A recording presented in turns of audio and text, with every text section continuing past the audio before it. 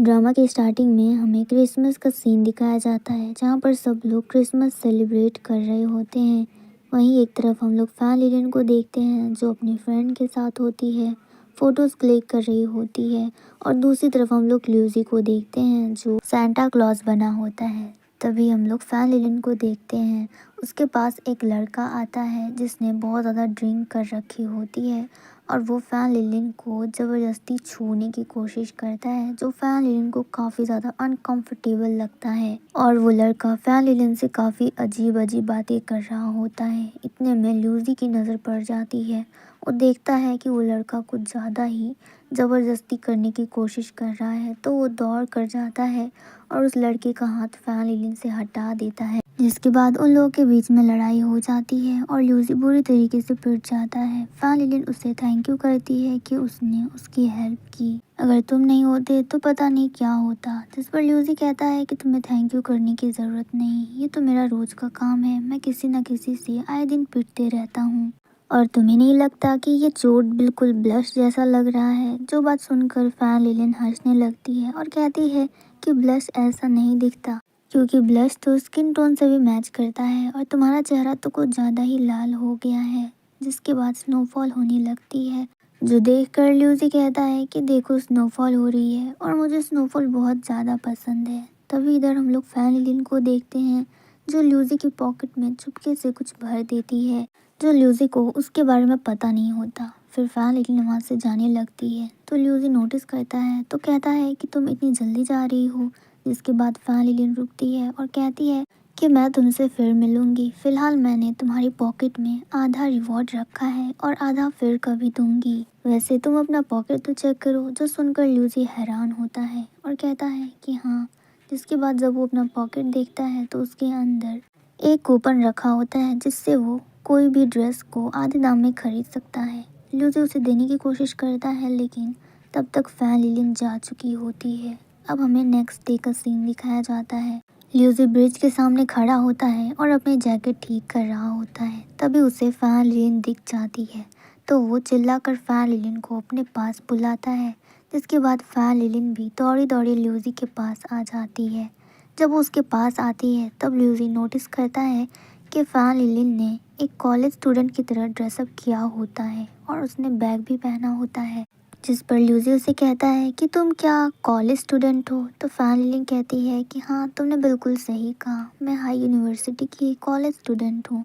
जो सुनकर तो ल्यूसी के होश ही उड़ जाते हैं, क्योंकि फैन लिलिन जिस कॉलेज में पढ़ाई कर रही है वहाँ पे सिर्फ रिच लोग ही जाते हैं। जिसके बाद फैन लिलिन कहती है कि चलो, मुझे तुम्हें ट्रीट भी तो देना है। वो उसके हाथ पकड़ के वहाँ से जाने लगती है। तभी वो देखती है कि ल्यूसी के स्लीव्स फटे हुए हैं। अब ल्यूसी वो देखकर शर्मा जाता है और अपने हाथ को पीछे कर लेता है और कहता है कि शायद मुझे ये ड्रेस नहीं पहनना चाहिए था। लेकिन फैन लिलिन को उससे कोई भी फ़र्क नहीं पड़ता, वो स्माइल करती है। जिसके बाद नेक्स्ट सीन में फैन लिलिन ल्यूसी को मॉल लेकर आई होती है, जहाँ पर वो ल्यूसी के लिए एक अच्छा जैकेट खरीदना चाह रही होती है। ल्यूसी प्राइस देखता है तो उसे रियलाइज़ होता है कि ये तो डिस्काउंट के बाद भी कितना ज़्यादा कीमती है। तभी फैन लिलिन उससे पूछती है कि वैसे तुम्हारा ड्रेस में साइज़ क्या है? तो ल्यूसी उसके पास आकर कहता है कि हमें ये लेने की ज़रूरत नहीं और वैसे भी फ़िलहाल मेरे पास उतने पैसे भी नहीं हैं। तो फैन लिलिन कहती है कि तुम उसकी चिंता क्यों कर रही हो? अगर तुम नहीं ले सकते तो मैं ले दूँगी, वैसे भी मेरा आधा रिवॉर्ड तो बाकी ही था। ल्यूसी कहता है कि तुम मेरे बदले पैसे कैसे दोगी? तुम कौन सा जॉब करती हो भला? तो फैन लिलिन कहती है कि तुम उसकी चिंता मत करो, फिलहाल मेरे पास इतने पैसे तो हैं कि मैं तुम्हारे लिए एक अच्छी सी जैकेट खरीद सकती हूँ। लेकिन ल्यूसी को वो अच्छा नहीं लगता। जिसके बाद फैन लिलिन ल्यूसी को कहती है कि तुम मेरे साथ काउंटर पर चलो। लेकिन ल्यूसी को वो अच्छा नहीं लगता और वो कहता है कि मैं तुम्हारे साथ नहीं चलूँगा, मुझे तुम्हारे पैसों से नहीं खरीदना। मैं नहीं चाहता कि तुम मेरे लिए 1 रुपये भी वेस्ट करो, क्योंकि हम दोनों तो एक दूसरे को ठीक से जानते भी नहीं। लेकिन फैन लिलिन फिर भी ल्यूसी का हाथ पकड़कर उसे काउंटर की तरफ ले जाने लगती है। तो ल्यूसी को गुस्सा आ जाता है और वो फैन लिलिन को रोक देता है। फिर वो फैन लिलिन को गुस्से में आकर कहता है कि मैंने तुमसे कहा ना कि मुझे नहीं खरीदना, मेरे पास जो है मैं उसी में खुश हूँ और मुझे नई चीज़ें लेने का कोई भी शौक़ नहीं है। अगर तुम्हारे पास पैसे हैं तो तुम अपने लिए खरीद लो, मेरे लिए लेने की कोई भी ज़रूरत नहीं। ये बोलकर ल्यूसी वहाँ से चला जाता है और फैन लिलिन वहाँ खड़ी होकर बस ल्यूसी को देखे जा रही होती है। फिर नेक्स्ट सीन में हमें फैन लिलिन को दिखाया जाता है, वो काफ़ी ज़्यादा सैड होती है और इधर दूसरी तरफ हम लोग ल्यूसी को देखते हैं, वो भी सैड होता है और अपना मन बहलाने के लिए सिर्फ बहाने ढूंढ रहा होता है। जिसके बाद वो एक सॉन्ग प्ले करता है और उसी सेम टाइम पर फैन लिलिन भी वही सॉन्ग प्ले करती है। अब नेक्स्ट डे का सीन दिखाया जाता है जहाँ पर ल्यूसी पढ़ाई कर रहा होता है और उसने डिसाइड कर लिया होता है कि अब वो पढ़ाई के साथ साथ पार्ट टाइम जॉब भी क्या करेगा। फिर हमें दिखाया जाता है कि जब ल्यूसी अपना पार्ट टाइम जॉब कर रहा होता है उसी सेम टाइम पर वो पढ़ाई भी करता है और ज़्यादा से ज़्यादातर अपना टाइम भी बचाता है। फिर नेक्स्ट सीन पर देखते हैं फैन लिलिन कहीं पर जा रही होती है, उसी ब्रिज से पार हो रही थी, तभी वो देखती है कि ल्यूसी सामने खड़ा है और वो बुक पढ़ रहा है। तभी वो नोटिस करती है कि ल्यूसी ने बहुत ही पतले कपड़े पहने हुए हैं जिसकी वजह से उसको ठंड भी लग रही है। उसे समझ नहीं आ रहा था कि वो ल्यूसी की हेल्प किस तरह से करे।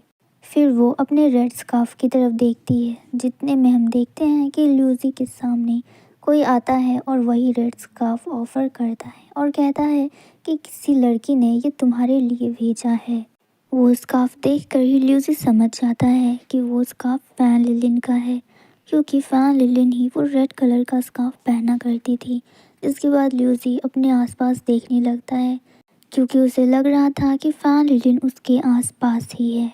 जिसके बाद वो ब्रिज के नीचे देखती है तो सच में फैन लिलिन वहाँ से पार हो रही थी अपने स्कार्फ के बिना। जिसके बाद अब हमें शाम का सीन दिखाया जाता है, फैन लिलिन अपने घर वापस आ रही होती है, तभी वो देखती है कि उसके सामने कुछ डेकोरेट किया होता है और वहाँ पर कुछ गिफ्ट्स भी रखे होते हैं। जिसके बाद फैन लिलिन आगे बढ़ती है और वहाँ के खिलौनों को काफ़ी गौर से देख रही होती है और खुश हो रही होती है। जिसके बाद वहाँ पर एक लेटर भी होता है, फैन लिलिन उसे पढ़ती है तो उसे पता चलता है कि वो लेटर फैन लिलिन के लिए ही है, जिस पर लिखा था कि अभी भी लेट नहीं हुआ है, टाइम अभी बाकी है।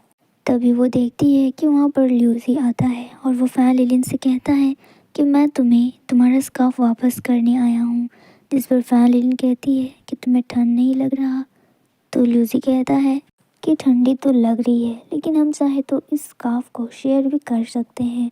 फिर वो आधा स्कार्फ फैन लिलिन को भी लपेट देता है और कहता है कि तुमने मुझे गिफ्ट में ये रेड स्कार्फ दिया तो मैं भी इसके बदले में तुम्हें एक गिफ्ट देना चाहता हूँ।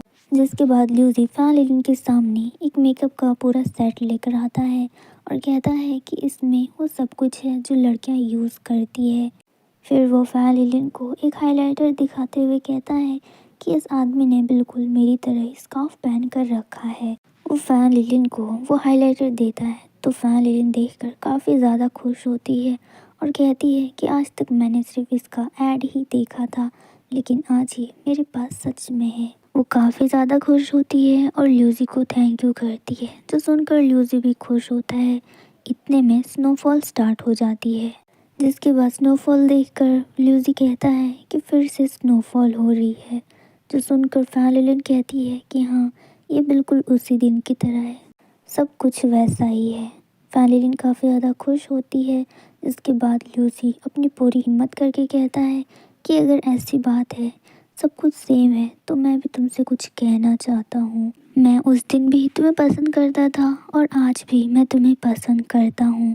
जो बात सुनकर फैन लिलिन काफ़ी ज़्यादा शॉक्ड होती है। फिर ल्यूसी कहता है कि मुझे पता है कि मुझे ये नहीं कहना चाहिए क्योंकि मैं तुम्हें डिज़र्व नहीं करता।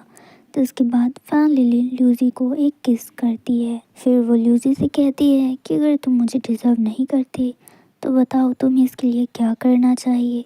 जिस पर ल्यूसी कहता है कि मुझे काफ़ी ज़्यादा हार्ड वर्क करना पड़ेगा। तो फैन लिलिन कहती है कि तुमने बिल्कुल सही कहा, तुम अपनी पूरी कोशिश करो क्योंकि मैं तुम्हारे साथ हूँ।